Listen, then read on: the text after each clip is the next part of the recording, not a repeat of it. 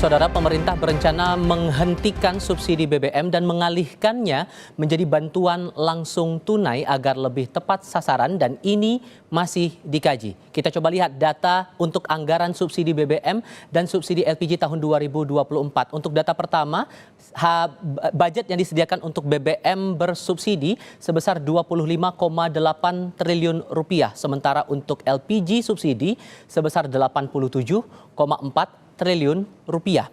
Nah, dari subsidi tersebut, saudara, kuota untuk Pertalite, ini kita bicara BBM bersubsidi, Pertalite disiapkan sebanyak 31,7 juta kiloliter dan solar sebanyak 17,8 juta kiloliter.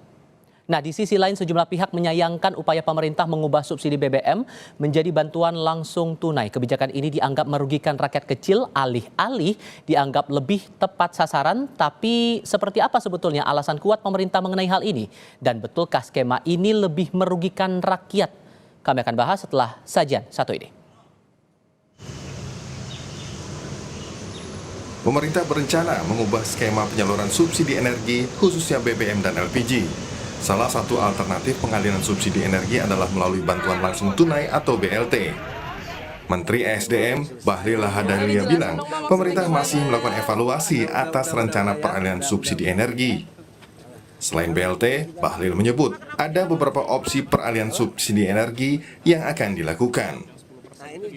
Subsidi yang tepat sasaran, data-data yang harus pas. Kemudian kita harus tahu siapa yang paling berhak untuk mendapatkan subsidi. Ini yang sekarang kita lagi hitung ya, untuk spesifik. Sebelumnya, Kepala Kantor Komunikasi Kepresidenan Hasan Nasbi menyebut, sinkronisasi data penerima subsidi akan dilakukan oleh BPS dan berkoordinasi dengan kementerian lain. Arahan Presiden supaya dikaji, dipertajam mengenai subsidi supaya lebih tepat sasaran, tepat penerima, dan tepat alokasinya. Jadi hanya itu yang bisa saya sampaikan kepada teman-teman. Gitu. Ini soal kebijakan energi. Gitu. Apa? Ya, segala macam subsidi. Subsidi itu nanti akan diberikan supaya lebih tepat sasaran kepada masyarakat yang sangat membutuhkan. Berdasarkan data Kementerian Keuangan, anggaran subsidi BBM di tahun 2024 sebesar 25,8 triliun rupiah. Sementara realisasi subsidi BBM hingga Agustus 2024 baru sebesar 12,57 triliun rupiah. Sedangkan anggaran subsidi LPG 3 kg di tahun 2024 sebesar 87,4 triliun rupiah. Sementara realisasi subsidi LPG 3 kg hingga Agustus 2024 sebesar 48,20 triliun rupiah. Dari data tersebut, artinya sisa 2 bulan berakhir tahun ini baru 50% yang tersalurkan. Sebelumnya, Presiden Prabowo Subianto juga mengungkapkan pemerintah tak menutup kemungkinan mengubah skema pemberian subsidi BBM menjadi subsidi langsung ke keluarga yang berhak menerima. Tim Liputan Kompas TV. Lalu seperti apa mekanisme hingga penerapan pengalihan subsidi energi ke bantuan langsung tunai atau BLT? Kami akan bahas ini bersama para narasumber. Bergabung saat ini anggota Komisi 7 DPR RI dari fraksi Partai Demokrat Mulyadi dan pengamat energi Fahmi Radi. Selamat malam semuanya, apa kabar? Malam, Tifa. Ya, terima kasih semuanya sudah hadir dalam diskusi kami kali ini. Pak Mulyadi, saya ke Anda dulu dengan pengalihan BBM subsidi jadi bantuan langsung tunai. Ini sudah langkah tepatkah menurut Anda? Terima kasih, saya mau koreksi sedikit. Sekarang Komisi Energi itu bukan lagi Komisi 7 di DPR. Sekarang sudah ada 13 komisi, yang memidang energi sekarang adalah Komisi 12. Oke, saya koreksi berarti di Komisi 12 ya Mas ya? 12, betul. Oke, Komisi 12. Boleh, untuk pertanyaan saya tadi, ini sudah langkah tepat tidak menurut Anda dengan mengubah BBM subsidi jadi BLT? Sebetulnya wacana pengalihan subsidi dari subsidi barang kepada orang langsung ini sebetulnya sudah lama ya. Karena pada tataran teoritis memang ini sesuatu yang sangat ideal. Memang sangat ideal kalau kita mampu memberikan subsidi langsung kepada orang yang tidak mampu, orang miskin, atau orang yang membutuhkan. Tapi prakteknya dalam sehari-hari saat ini kita memberi subsidinya kepada barang. Kita subsidi BBM, kita subsidi LPG, kita subsidi pupuk ya yang di luar energi. Namun dalam praktek tersebut memang ada beberapa kelemahan, yaitu banyak sekali orang yang tidak sepantasnya atau yang tidak berhak, namun mereka memperoleh atau mendapat subsidi. Jadi menurut hemat saya, kebijakan ini kalau memang pemerintah akan melakukan perubahan pola subsidi langsung pada orang, yang memang sudah menjadi wacana sejak dulu, dan memang ini sesuatu yang sangat ideal, tentu pemerintah harus punya dulu data penerima subsidi yang akurat. Oke. Ini yang paling mendasar kalau kita ingin mengalihkan. Oke. Saya sangat mengerti, ini pasti pemerintah merespon, khususnya mungkin kementerian, terkait pidato Presiden terpilih Pak Prabowo pada saat menyampaikan pidato ya di sidang paripurna pelantikan pada tanggal 20 Oktober, bahwa Presiden terpilih sangat menginginkan agar subsidi betul-betul diyakini diterima oleh orang yang membutuhkan. Oke, tapi kalau pengawasannya selama ini gimana? Karena kan subsidi bukan barang baru sebetulnya kan. Selama ini juga pernah ada subsidi BBM, subsidi LPG, tapi pengawasan sampai tidak tepat sasaran itu Anda punya catatan sendiri? Ya sebetulnya memang masih ada yang harus kita perbaiki dalam tataran pelaksanaannya. Mungkin dari tataran konsep mungkin sudah bagus, tentu ada beberapa hal di lapangan yang perlu diperbaiki. Misalnya contoh sekarang orang ada subsidi BBM dengan pakai sistem barcode. Saya tanya sistemnya barcode. Dia menggunakan barcode mobil yang 1.500 ya cc ke bawah. Tadi pada saat dia membeli BBM subsidi, mobil dia itu dia ganti dengan mobil yang lain, tapi nomor mobilnya mobil yang mendapat barcode subsidi. Oh, jadi ada manipulasi di situ walaupun sistemnya sudah terintegrasi begitu ya?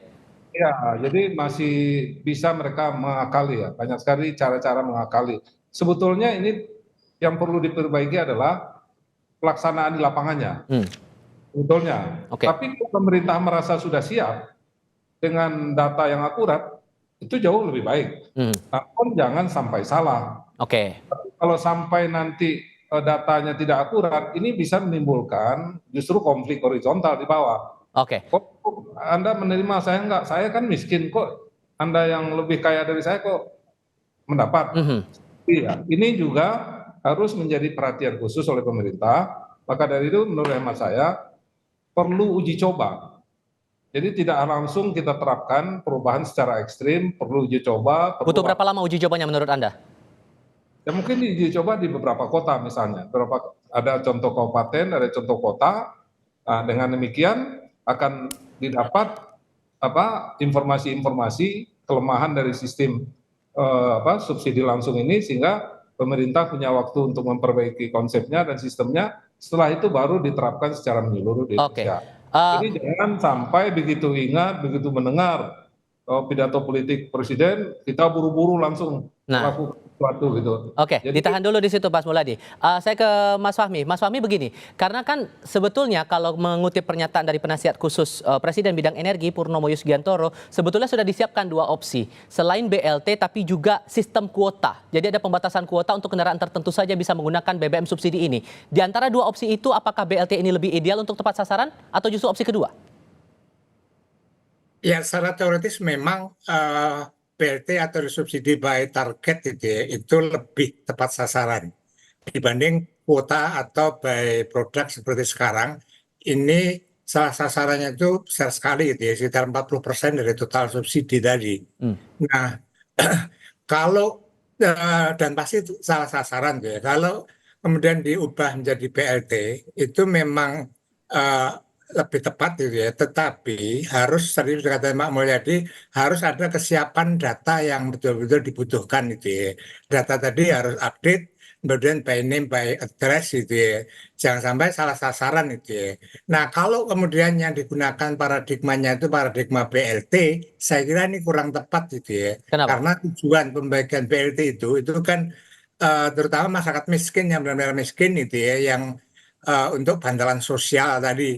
Sementara untuk subsidi BBM ini kan untuk membeli BBM tadi Nah, saya justru khawatir kalau data yang digunakan adalah data pembagian BLT, itu banyak masyarakat atau konsumen yang sesungguhnya itu berhak memperoleh subsidi, tapi dia nggak dapat bagian karena bukan tidak masuk dalam data BLT tadi gitu ya. Hmm. Nah, jadi memang lebih tepat gitu ya dengan by target tadi, tetapi benahi dulu gitu ya datanya, tetapkan dulu datanya, baru kemudian diputuskan. Nah, sementara memperbaiki data tadi, maka bisa digunakan opsi yang by kuota tadi atau by produk dengan melalui pembatasan gitu ya. Hmm. Nah, pembatasan tadi mulai barcode juga itu juga ada kelemahan karena tidak semua orang bisa mengakses barcode tadi gitu ya. Oke, nah Menurut ada saya PR juga sebetulnya dari Pak Prabowo kepada jajaran menterinya bahwa ini diminta selama 2 pekan ini diperbaiki, disinkronisasi seluruh data-data di kementerian itu agar para penerima manfaat ini bisa tepat sasaran begitu penerima subsidi BBM dan LPG 3 kg ini. Dengan waktu 2 minggu menyinkronkan data dari banyak kementerian yang kita mau akui atau tidak pasti akan berbeda dari satu lembaga ke lembaga yang lain. Dengan waktu 2 minggu ini memungkinkan tidak menurut Anda untuk sinkronisasi data itu? Saya nggak yakin 2 minggu mencukupi untuk mensinkronis data, kemudian data tadi benar-benar valid gitu ya. Karena syarat untuk by target tadi itu data tadi harus valid tadi. Hmm. Saya kira ini butuh waktu beberapa bulan. Nah, sementara tadi gitu ya, sementara pakai menunggu data yang valid tadi, gunakan dulu yang kuota tadi dengan dibatasi dulu pembatasan tadi. Nah, dalam pembatasan tadi, gunakan kriteria yang paling sederhana yang itu bisa diterapkan di SPBU itu. Kalau misalnya kriterianya 1.500 cc ke atas, ini akan sulit diterapkan gitu ya. Hmm. Dan akan merepotkan bagi petugas SPBU. Kalau misalnya memang mau dibatasi, tetapkan saja bahwa yang boleh membeli BBM subsidi itu sepeda motor dan angkutan barang dan orang. Pengawasannya Itu gimana menurut- menurut Anda? Karena kan selama Nah, ini pernah juga dibikin seperti itu malah nggak terjadi juga, nggak terrealisasi juga.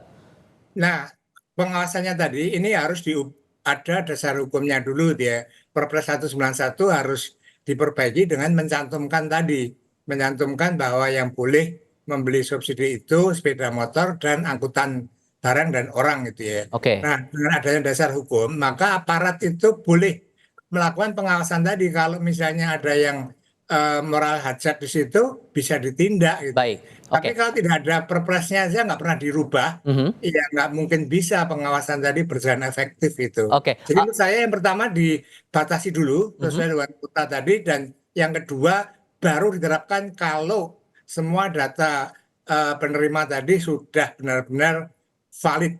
Oke. Pak Mulyadi, kalau menurut Pak Fahmi ini kalau untuk sinkronisasi data selama 2 minggu ini nggak memungkinkan. Kalau menurut Anda masih bisa tidak untuk sinkronisasi data selama 2 minggu itu tadi? Jadi memang kalau kita lihat dari subsidi energi ini ada BBM dan LPG. Aha. Memang yang paling memungkinkan lebih awal kita sinkronisasi data itu adalah misalnya BBM. BBM diakali oleh penerima subsidi yang sebetulnya tidak berhak. Jadi menurut hemat saya memang waktunya kalau 2 minggu kan memang terlalu. Saya rasa pemerintah dalam hal ini terlalu responsif juga terhadap apa yang disampaikan Presiden. Nah, sebetulnya 2 minggu terlalu pendek ya. Kita memperbaiki data dan lain sebagainya. Idealnya berapa Yang lama paling menurut Anda? Begini, yang paling penting itu jangan terjadi perdebatan misalnya tadi disampaikan oleh Pak Randi sebagai pengamat. Sebaiknya cuma yang boleh menerima subsidi BBM adalah pengendara motor dan mobil angkutan umum. Ada yang berpendapat ya mobil yang di bawah 1.500 cc juga masih berhak. Masih banyak yang punya pendapat begitu. Maka dari itu kita serahkan ke pemerintah, mereka betul-betul mengkaji secara cermat siapa yang berhak menerima subsidi. Itu dulu kuncinya, siapa? Kriteria penerima subsidi. Oke. Begitu sudah diputuskan, sudah betul-betul mantap dan betul-betul setuju dengan kriteria penerima subsidi, setelah itu pemerintah baru melakukan pendataan. Siapa saja yang memenuhi kriteria tersebut. Nah, ini tentu perlu waktu lagi. Jadi menurut hemat saya, memang persoalan subsidi yang langsung diberikan kepada orang ini kan sudah lama menjadi wacana diskusi kita. Iya. Bahkan dari waktu saya pimpinan Komisi 7, dulu masih Komisi Energi, Komisi 7, sekarang Komisi 12, ini sudah menjadi pembahasan kita. Dan kita menyarankan memang harus ada uji coba di beberapa kota Oke. untuk subsidi BBM. Kalau Jadi, pakai masukan tadi Pak Fahmi, dipakai pembatasan kuota dulu sambil data diperbaiki, baru kemudian diterapkan yang namanya BLT kalau datanya sudah valid begitu. Itu memungkinkan tidak? ya kalau menurut saya kan itu soal kebijakan pemerintah saja. Kalau kita membatasi dengan kriteria yang sederhana tadi, kata Pak Fahmi tadi, yang boleh hanya pengendara motor dan mobil angkot, ya bisa-bisa saja. Sementara kita membuat konsep yang lebih komprehensif, yang lebih betul-betul kita yakini baik, bisa saja. Tapi yang lebih mendasar lagi, kita membuat konsep itu betul-betul jangan bongkar pasang. Nah, kita bikin konsep sekarang langsung terapkan, ternyata banyak kelemahan, ganti lagi, nanti yang korban masyarakat. Karena kalau dengan subsidi sekarang, kalaupun terjadi permasalahan, persoalannya mungkin tidak terlalu banyak menimbulkan keonaran lah kalau menurut saya. Tapi kalau udah subsidi langsung ke masyarakat, kepada orang, nanti kalau ada orang yang merasa tidak mendapat subsidi padahal merasa lebih berhak, ini bisa terjadi lagi konflik kan di tengah-tengah masyarakat. Apalagi ada permainan misalnya menentukan kepala desa dan lain sebagainya. Baik. Ini perlu kita kaji secara bersama. Apalagi menurut hemat saya, salah satu kelemahan dari subsidi yang diterapkan sekarang adalah memang kita agak sulit memberikan atau melakukan tindakan kepada yang menyelewengkan. Nah itu, tindakan seperti ini Pak Fahmi, sorry saya harus kasih kesempatan ke Pak Fahmi untuk yang terakhir. Tindakan seperti apa yang ideal menurut Anda bagi mereka yang tidak taat pada aturan subsidi BBM ini? Bukan mereka yang berhak yang justru mengonsumsi itu. Tindakan seperti apa yang paling ideal menurut Anda? Ya, saya kira kalau ada aturannya itu ya, ada dasar bagi aparat untuk menindak tadi. Nah, kalau misalnya terjadi penyimpangan tadi, maka aparat sesuai dengan hukum itu ya, dia harus ditindak tadi. Nah, seperti apa saya kira harus tegas gitu ya, supaya dia tidak mengulangi lagi gitu ya. Tapi satu hal yang saya katakan gitu ya, bahwa sebaiknya ini segera aja diputuskan tadi. Karena wacana ini kan sudah terlalu lama gitu. Berlarut-larut. Berlarut-larut itu, dan ini saya kira tidak baik juga gitu ya. Sebab menimbulkan bagi masyarakat wacana ini jangan-jangan kemudian nanti akan menaikkan harga BBM dan ini bisa menimbulkan panik buying juga gitu ya. Sebaiknya menurut saya segera tetapkan, pakai dulu pembatasan kuota, kemudian sembari untuk mengkoordinasikan data tadi sehingga valid, jangan sampai kemudian salah sasaran lagi. Ini kan nggak baik gitu ya. Jadi putuskan, saya berharap Prabowo punya keberanian untuk memutuskan tadi gitu ya. Realisasi ini yang kita tunggu, apakah betul? Sekali. Realisasi ini kita tunggu selama 2 pekan, apakah tercukupi atau tidak, dan data ini yang penting karena ya namanya subsidi membantu untuk mereka-mereka yang tidak mampu membeli kebutuhan untuk subsidi BBM maupun juga subsidi LPG. Pak Mulyadi terima kasih, Pak Fahmi juga terima kasih sudah hadir dalam diskusi kami kali ini. Sehat selalu semuanya, selamat malam.